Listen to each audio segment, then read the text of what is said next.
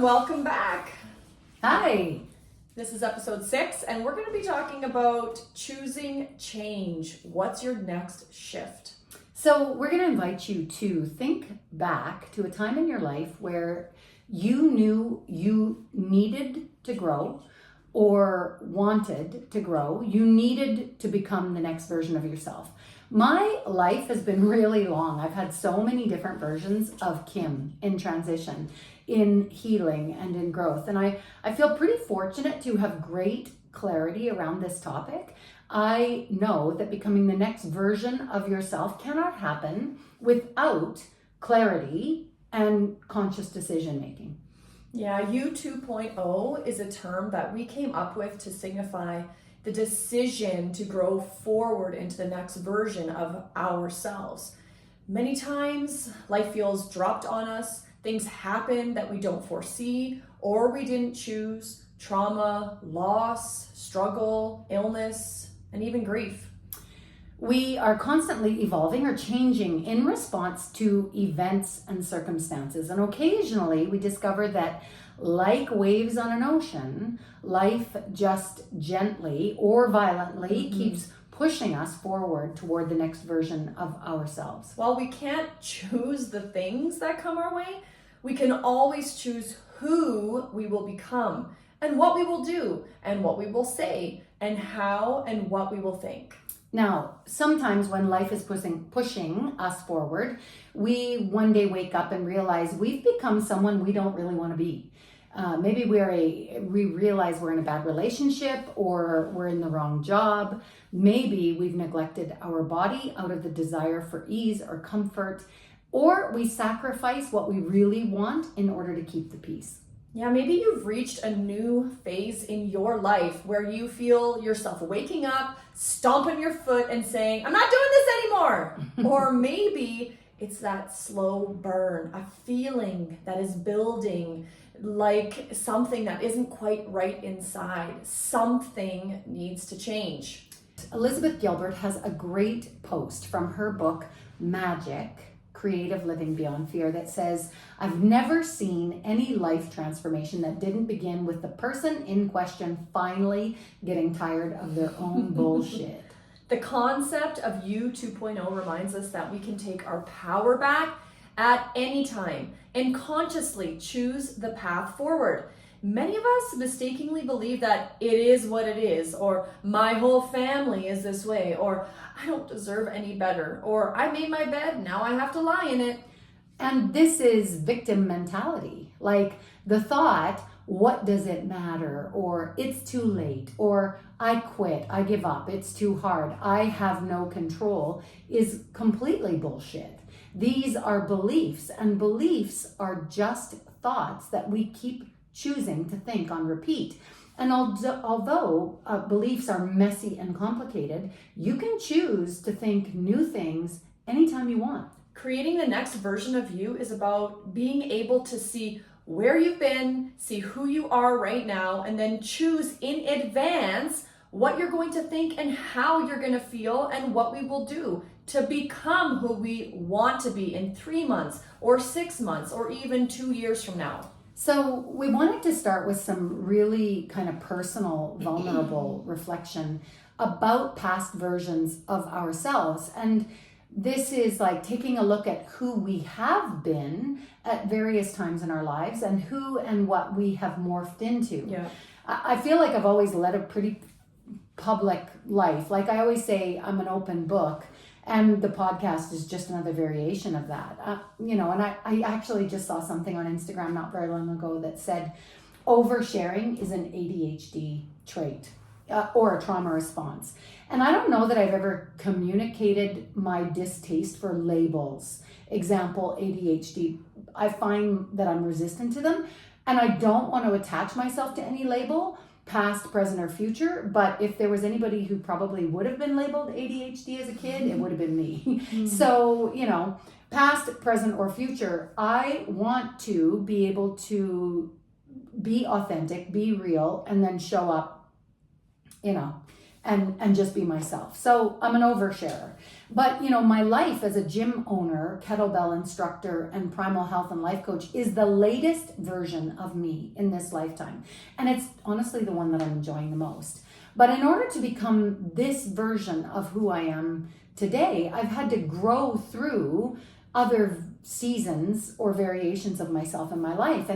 And so, like when I think back to graduating from high school, I studied music. I ended up in a relationship that wasn't great.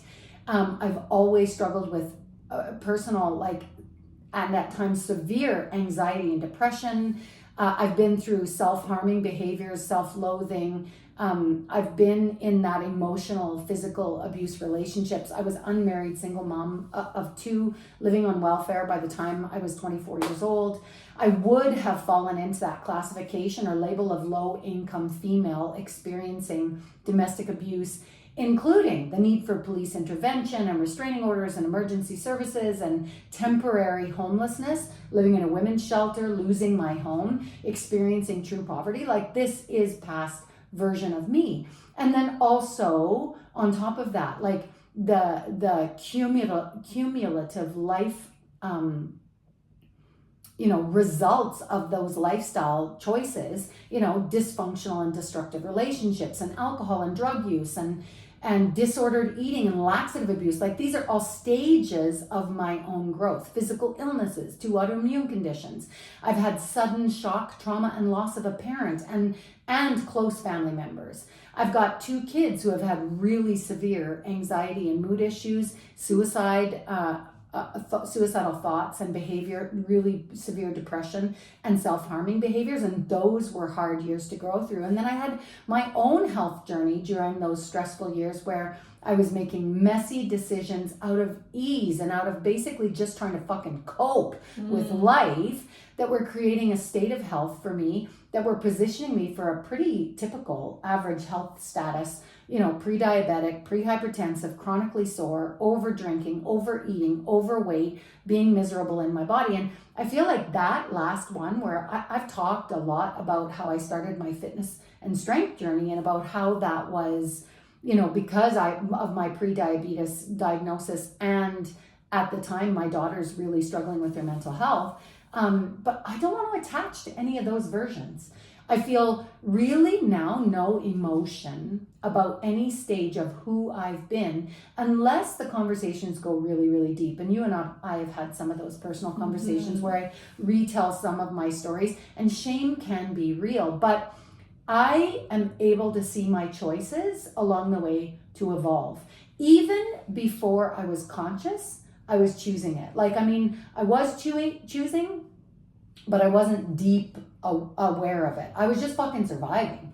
And so this idea of choosing who I'm going to create myself into consciously didn't come until much more recently. Even into, I would say, pretty much after I got fired from my last job, 2020, 2021. That's when the light really went on. You know what? I don't have to do any of this by default. I can actually decide in advance. I can get a grip on who I want to become and then take the steps to get there. Mm-hmm. And I love that back history, because the beauty of this podcast is that you guys get to learn so much about us behind doors. And we always say we are you, and we plan to live authentically and tell you our struggles and who we are and where we've come from. And that's why I love this podcast so much, because we're going to really dig deep into a lot of that. But this is going to be a hard conversation, but it has been the foundation of my life that has been built up over many, many years. The main event, the catalyst, original catalyst, I could probably call it, would be my parents' divorce when I was in grade 6. I mean, that shit just wrecked me. I felt like I didn't handle myself properly in emotional regulation. I was too loud and emotional, for a family that wasn't well equipped to handle and have those hard conversations. And the roots of that event ran deep in my body for a long time. The year after, grade 7, I was heavily bullied, and I built armor off that year and became very, very self-defensive. And sports really, truly was my savior from a lot of the emotional turmoil I was facing. I could get out all of that frenetic energy on the court or the field, and I feel like I could breathe. So years later, I'm in my third year of college, playing volleyball, wanting to move up and challenge myself the next level. I wanted to grow like further, but I reflect on those fourth and fifth year university levels out in Manitoba, and I lacked the emotional regulation, the maturity, the patience, because I was still that little girl in a lot of ways. I needed attention. I just wanted someone to listen to me, to love me, and to take care of me. And ultimately, I was in a horrible fucking relationship where I didn't respect myself enough to stand up for myself, set clear boundaries. All the while, I'm like 2 provinces from home and I'm feeling super alone. And that was a time in my life where I should have excelled immensely, but I feel like I was a lost cause and that something was fucking wrong with me. I had a limiting belief that this was really as good as it was going to get. I had 0 self-esteem and I faked it horrendously. And when I say I faked it, I mean like I faked it to the point where I was overconfident. And that overconfidence lost me a lot of potential lifelong friendships out in Manitoba. And truthfully, I look back and I'm like, wow, what a fucking head case you were, Jolie. So when I was finally done school, finally done traveling and deciding to get a head start this life thing, I walked into the doors of, Fit Body Boot Camp in Lacombe, and one of our friends, Dee, was coaching, and she was warm, she was caring, and she remembered my name. And I walked in the doors for workout number 2. She's like, hi, Joe. After like 3 classes, I was like, how the hell can I do this for the rest of my life? A job where I can love and I can help people. But the big thing was that required me to love, and I needed to help myself. I can't help anyone else if my own backyard is looking like a fucking train wreck.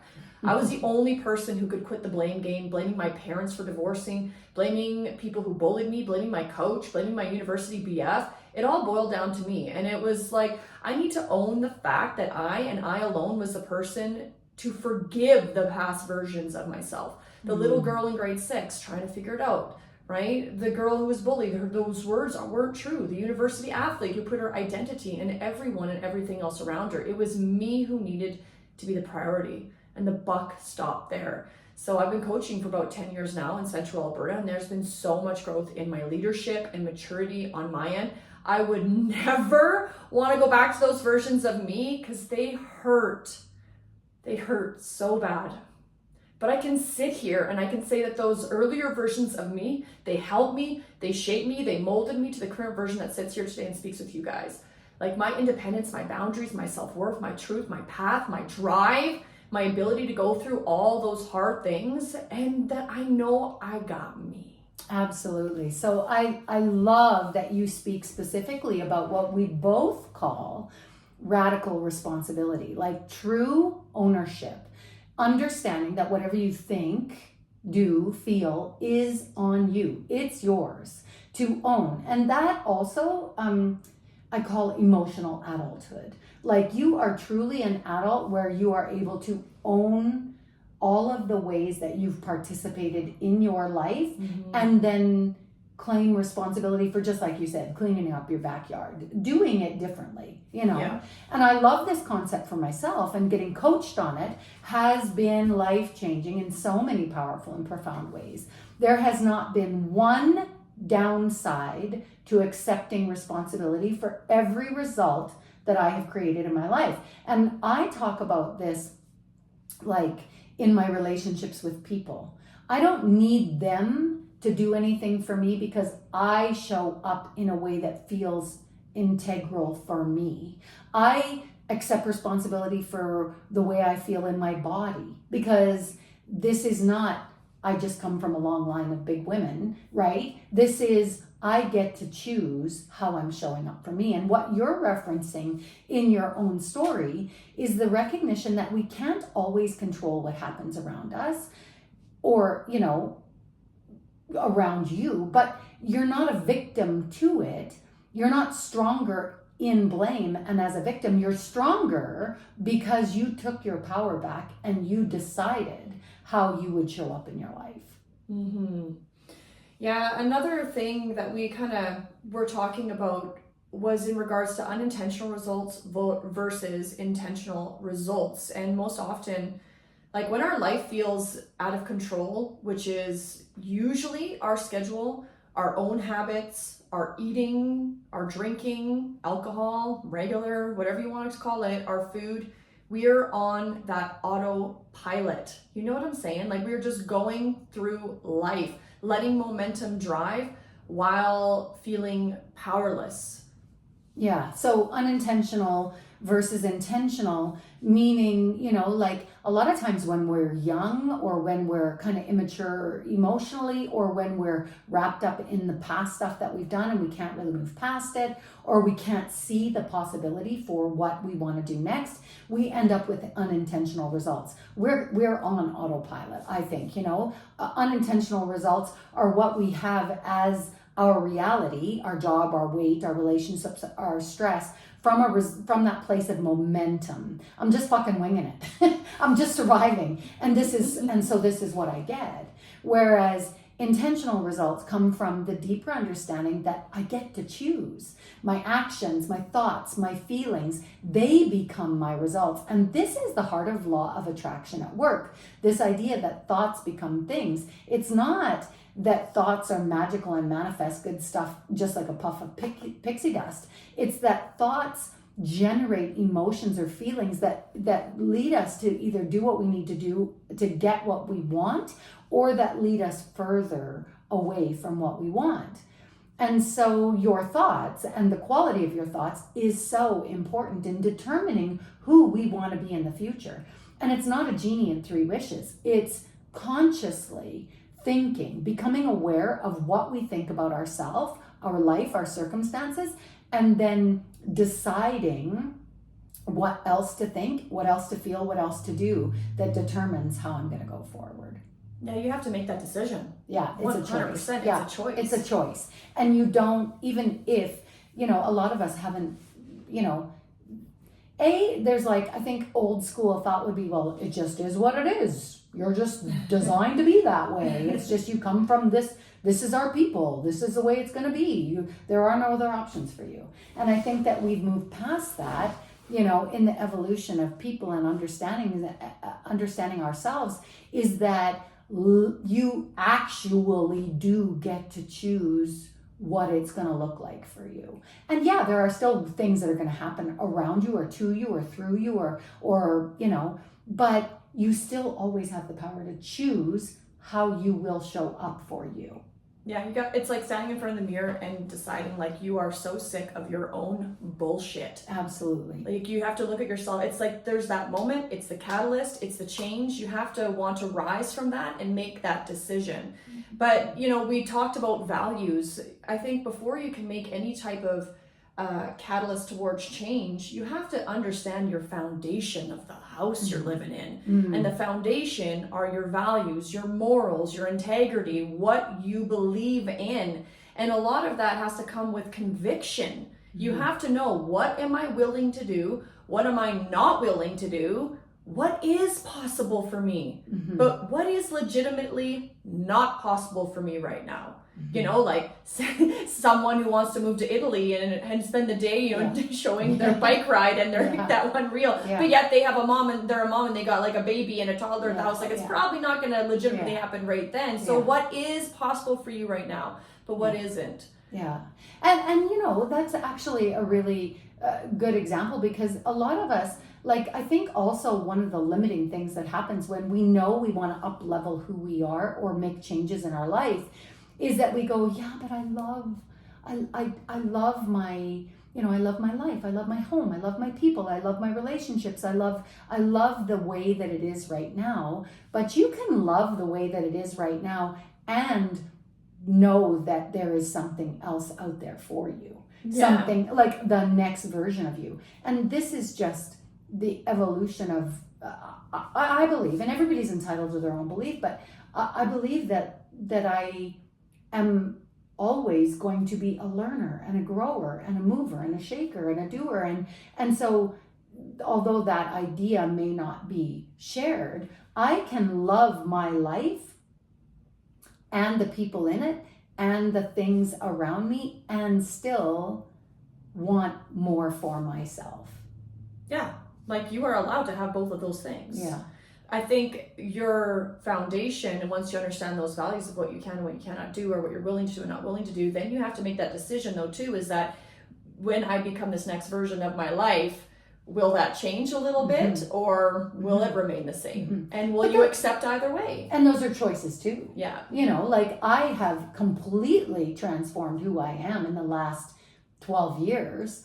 And my marriage has never been better, and my relationships have never been stronger. And so I guess there's that whole, I think there is a natural fear for people of going like, I know I want to change, but I'm scared that nobody else will accept it or support it. Limiting belief, right? Yeah. Well, and sometimes the people around you don't want you to change. Totally. But this is your life and you get to change. And I think that's the other thing that I've realized along the way is that I can change all kinds of things and at the heart of me still be the person that they love, count on. My values are still the same, you know? But the value system has also changed. Say 20 years ago, your value system on health was a lot different than it was, right?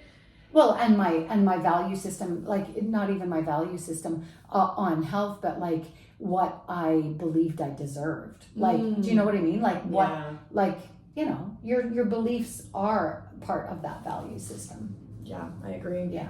So, like, how do you move forward? Once you have that moment where you do look in the mirror and you decide, like, the buck stops here, well, then what? How do you move forward? And besides that question above, once you have clarity that something's got to give and you need to make a switch for yourself, the first thing to do is really you got to take action in whatever capacity that may be. There is no magic order of importance of what should come first before you take your big action. You just need to start to move towards the direction of the person that you want to become. Right. And when Jo says, you know, besides, how do you move forward besides the questions above, she's talking about the questions that she said regarding values, you know, like, what am I willing to do?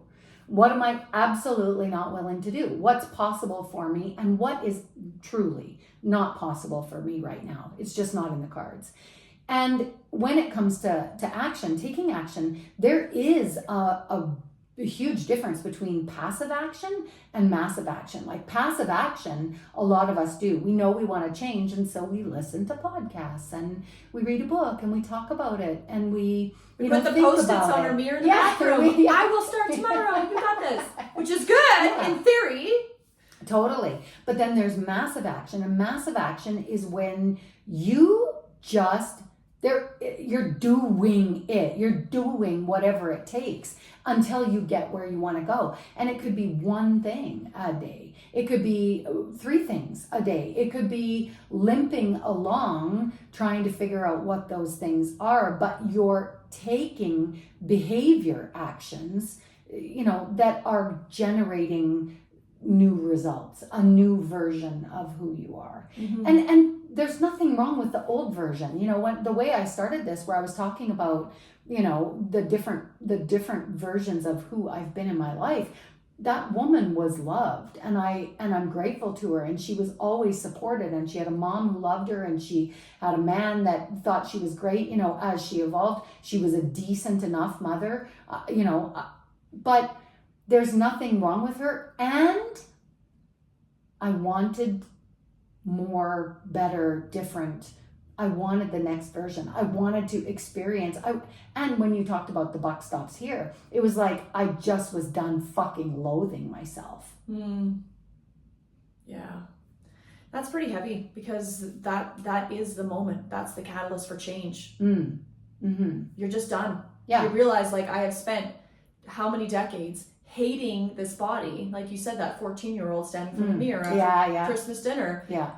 Like, you have to make that change. And it starts from healing within. Totally. And not just the physical state. Like loathing my over emotionality or my inability to focus or how I was, you know, impulsive. Whatever. All those things. And it doesn't even have to come from a place of loathing. You can just, there's lots of, I have never had a better relationship with myself. And I still go, am I satisfied with the way this is? Or how could I love and take care of myself better? Or how could I choose how to show up in the next version of me just because I fucking want to? Like, there's nothing wrong with that. I agree. There is nothing wrong with that.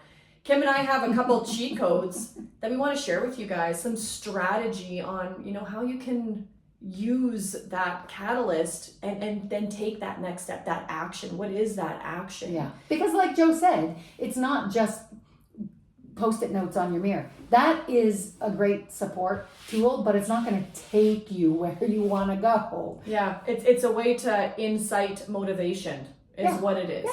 But remember, motivation is just a feeling. It's the discipline. It's doing the fucking work that's going to get you what you want. And you got to decide enough is enough. And that's where strategy is what has to come next. And we talk about it as cheat codes because it's like the keys to winning. It's the keys to accomplishing all the things that you say you don't have time for or don't want or can't possibly do or can't fit in or don't deserve or don't, right? Like the strategy. This is the beautiful thing about strategy is it's neutral. It doesn't care how you fucking feel. It works because it works. I love that. Yeah. I love that. It doesn't because it doesn't care how you fucking feel. No, it doesn't. And so the first one would be what? It'd be boundaries. I think boundaries are huge, and it's you're noticing your own self-worth. Boundaries, like we talked about social media, boundaries with people who aren't making you feel good or won't help lead you towards your goals, boundaries in with your time management, making sure you say no to things instead of saying yes to things. Like once you have boundaries in place, you're setting your arena up for the proper structure for you to step into it and then feel more successful when you lock the door behind you. Yeah, I love that. So that's one of them. The second one, the one that has been life fucking changing for me, is time management. And time management in a way that I always used to be like, but I'm a spontaneous person at heart. I don't like having my life scheduled away because it means there's not enough flex time and not enough free time. And what I have discovered in practicing actual time management and time blocking specifically is that I have become a fucking production machine. And production machine with a shit ton of free time. Yeah.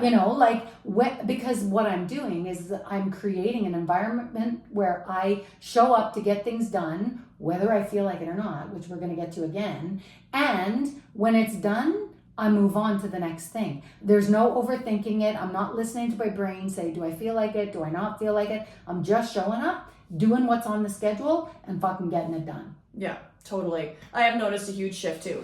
Like you and I are both very, very good at our time blocking and making sure things are getting done. Almost to the point that this summer we're like, oh, what are we supposed to be doing? Should I leave? Like, am I good? I can leave the gym. I don't have anything on my schedule right now. It's so weird. What's going on? Yeah, totally. Another one is visualization. Like, what stories are you putting in your brain? Kim touched base on, I come from a long line of big women, so I'm just another one of those big women. Like, what are you telling yourself? And how do you see yourself? Yeah, what you put in your brain, you guys, you become. That's what you become. 100%. If you are saying, like, I hate my body, I'll never wear that outfit because I just don't look good in it, and now here's that event, I'll never wear that dress, why would I go out? Or I hate the gym. I don't want to work out. Yeah. I hate to move. I hate to walk. I hate lettuce. I don't eat meat. Like it doesn't have to be meat. Yeah. I'm just saying, like, whatever you tell yourself, whatever your brain comes up with is the way that you see your life unfolding. That is the thought becomes things right there. Yeah, right? So if you visualize positive things in your brain, like you visualize yourself doing the work, you visualize yourself getting to the gym and finishing that workout. If you visualize drinking all your water in a day and high-fiving yourself in front of the mirror, like you have to visualize that you're doing the stuff. Well, yes, and hold on, we visualized we were going to do a fucking podcast. Yeah. And now here we are on episode 6. You got to visualize it and know that you can do it. Yeah, well, and we didn't know that we could do it. We just could see it like taking the next step. Yeah. And I think a lot of times, especially when it comes, because we're in fitness and health and body transformation and health transformation, I think a lot of times it is very challenging for people to see themselves physically in a different way. Like if I told you to visualize yourself in 10 years, can you see yourself in 10 years, how your body will change, how your face will change? It's very, very challenging. So for somebody who's got 40 or 50 or 60 pounds to lose, it is practically impossible to see themselves thin in their brain or slimmer or leaner or stronger. And so it's much easier to visualize yourself doing the things that will get you that result. I see myself making my meals. I see myself going to bed. I see myself drinking my water. I see myself at the gym going through the motions, right? And then that is what becomes the foundation for the actions you need to take to become the next version of yourself. Mm-hmm. Lead that into Kim, deciding ahead of time. This is my fucking favorite. I'm going to tell you, this has been another life shift for me, is deciding ahead of time. Most of us, I think what happens in a lot of ways is we run out of steam in the course of our day. We have good intentions. We want to change. We want to do something better. We want to show up in a different way. And then we get worn down by the bullshit of the day and we give up at about 4 p.m. This is like normal. It is decision fatigue. There's only so much willpower. There's only so much sheer, like, I can do it, before your body just goes, yeah, fuck it, I don't care. You know? And so deciding ahead of time for me has become a staple in, and I always give the example of workout. There is no part of me that feels like working out today and it's already fucking done. Because I decided ahead of time that I was going to walk, that I was going to eat my salad, that I was going to, and I chose, I didn't leave it up to whim. I didn't leave it up to if I have enough time. I didn't leave it up to if I feel like it. It's done. I fucking decided, and then I set up the prep to do it, and then I just follow through, even when my brain's going, maybe not, maybe there's potato chips in the cupboard. I'll just do it tomorrow. You know, like, I'm just fucking doing it. And it's because I chose it in advance. Yeah, and that really does correlate to the last one, following through when you don't feel like it. There wasn't 1 ounce of motivation in my bone marrow before we started that noon class today. Kim and I made a plan to work out together at noon. By the way, we don't get it that often, and when we do, we pretty much cherish it. But I was yawning in the warm-up. I had no sleep last night. Like, I did not want to do it. I remember thinking, I gotta do this another 4 fucking rounds. Like, I'm a coach. Yeah. I'm a part owner of the gym. Yep. And I still think the exact same thing as everybody else. I don't want to, the weights felt heavy today. Like, I just did not want to get through with it. And then, like Kim said, before you know it, all of a sudden, it's done. No, I don't feel like cleaning my beets from the garden and knowing how fucking long they take to cook in order to eat a good fiber-rich, nutrient-dense vegetable. But I go to the garden and here I am until 9:30 last night, just making sure I have that prepped, right? I did not want to do that. I enjoyed being in my garden, but sometimes I'm like, oh fuck, I gotta can and prep this shit in a couple months. Like, that is frightening. And for you didn't feel like being in the garden, but I was just sitting with you before we started recording the podcast while you were eating your lunch, and you were like, oh my God, that is so amazing. Fresh beets out of the garden, I'm telling you, that's like cocaine. The payoff is amazing, right? And the payoff is always amazing. That's the fucking thing, is that if you can just get yourself to follow through despite how you feel, the payoff is what it is, the like nugget of dopamine, really. Yeah, those are the big wins, the consistency. Yeah. This is so passionate. You can tell this is passionate. This is so passionate to us, you guys, because we are passionate about this. Because you can become any version of yourself that you want. That is actually true. People lose sight of that. Yeah, I think that's so cool. Like, and you know, I would say that there was a time in my life where somebody would say, you could become anything you want to be. And I'd be like, no, I can't. You're wrong. It's not possible for me. And Joe and I, you know, we kind of hash this out when we talk about how we're going to approach the episode and what we want to cover. One of the things I said is that there has been times in my life where I'm like, yeah, sure, you can do it because you're an anomaly, because you're an athlete, because you're already tall and lean, because you've got that belief in yourself. Like, I would have come up with all these reasons why it was possible for you, but not for me. And I think that is probably more common, that because I would say people do it on social media. You look at somebody else and go, oh, well, wow, they have a magical life, but that's because they're them. You know, like, you can choose who you want to be, how you show up, what you do, how you think, what actions you take. You can choose anything, and follow through and do it. Does it mean you're going to become, overnight something? No, because the people who become that usually are working at it for 5, 10, 15, 20 years. Yeah. How many times have you seen a success story where they're like, I've been posting on my social media for 12 years before I made a 6-figure salary in a year. Like, those are people who are just fucking committed to it and know that they have a vision in their head, so this comes to like expectations and making sure that we know how we want to feel, how we want to show up, and then you release the expectations about any kind of a fucking timeline, and you just do the work to become the version of yourself that then opens up to that. Release the expectations of the timeline. Yeah. That right there. Yeah. That's what it is. So make sure to hop on to our email list, as we will be promoting our You 2.0 retreat,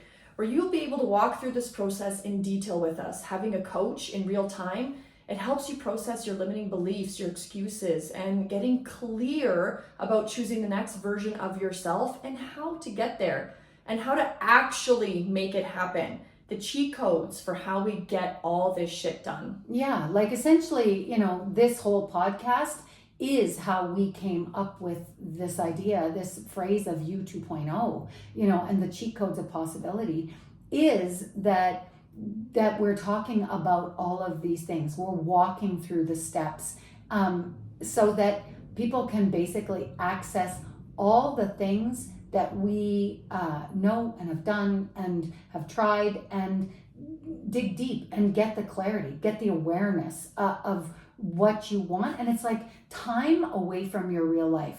The whole 2.0 retreat is about time away from your real life. No distractions, no people, no pull, where you can tune into yourself and really gain some clarity as to what you want, how you can get there, and then get the strategy in place. The whole point of this retreat is that you're going to walk away with a plan.